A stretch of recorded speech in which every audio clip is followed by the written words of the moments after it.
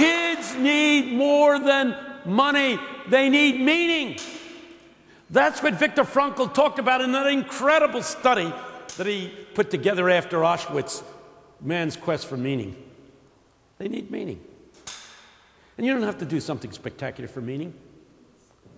A friend of mine is a minister, a Presbyterian minister, out in Bel Air, California.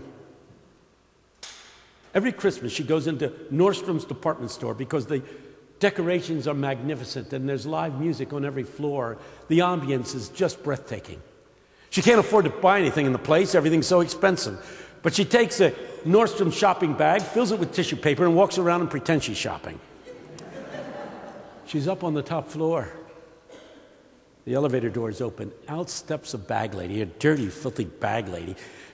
Claire said, I couldn't believe that this woman was in Nordstrom's. I fully expected a couple of security guards to come and get her out of there.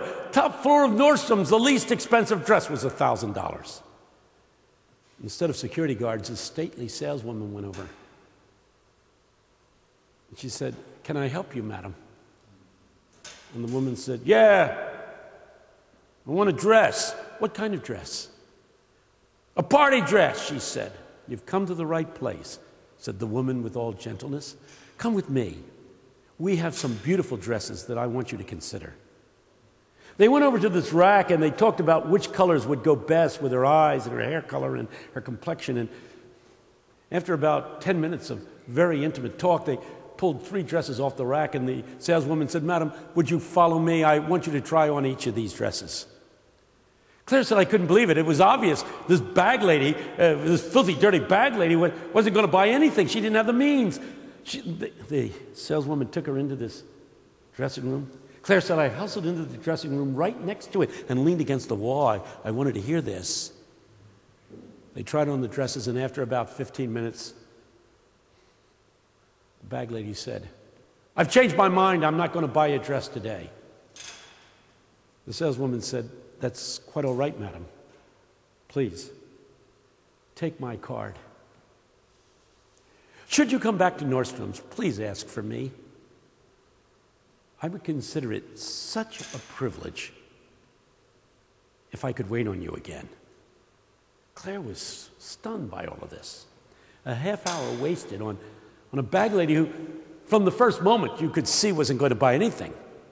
When the bag lady left, the saleswoman came out of the dressing room with the gowns over her arm. Claire went up to her, asked her what that was all about, and she didn't have to. The woman was wearing a little pin, WWJD. What would Jesus do? That was it. She had a commitment. I told that story to a group of corporate executives, not knowing that the president of the Nordstrom department stores was in the audience. When it was all over, he came up and bought the tape, and he said, can I use this? I said, sure. And now, every time any new employee is hired at Nordstrom's, the first thing that happens is that that employee has to sit down and listen to that tape. To treat others with dignity and respect, regardless of who they are and what they are. A commitment to elevate and not denigrate other people. That's what's about. We come from a variety of religious traditions in this interfaith gathering.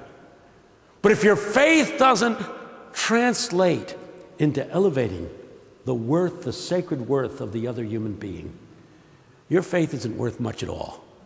If all religion is a pass to get into heaven when you die, it's superficial. In the end, it's about relating to people in the here and now. I had one of my students from Eastern, African-American student, graduated at the top of his class. He went from Eastern University to Harvard Law, graduated top of the class at Harvard. Made law review, this African-American student who was an all-American soccer player.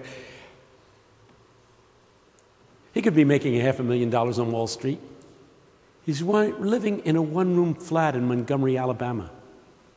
We send him money every month to make sure that he can pay his rent and pay for food. Because every day, Brian Stevenson goes down to the prison and he defends the people on death row. You say, doesn't he believe in capital punishment? He says, how do you believe in capital punishment? When Jesus said, "Blessed are the merciful, for they shall obtain mercy." He did say that, you know. And even if you did believe in capital punishment, he said to me, how could you believe in it in a society like ours, where there's two kinds of justice? One kind of justice for rich people and another kind of justice for poor people. And Doc, if you don't know that, you don't know much. He said poor people go to the electric chair not just because they're guilty, and in many instances they're guilty, but they go to the electric chair because when they have their day in court, they have nobody really good to speak for them. If you're poor, you don't get the really good lawyer to be your voice on your day of judgment. And then he smiled at me and he said, except in Montgomery, Alabama. Because in Montgomery, Alabama, Doc, I speak for the poor. I defend the poor. And Doc, he said to me, I'm good. I'm really good. And I thought to myself, Brian, you don't know how good you are. The Hebrew prophet said this, that when the young no longer have dreams and the old no longer have visions, the people perish. We need movements in community like this, and this is what this, in fact, should all be about, to get young people to dream dreams and to restore visions to older people who have lost their visions and have lost their way. And please don't argue with me on this. If there's anything wrong with America, it's not the economy, it's a people who have lost their visions and dreams.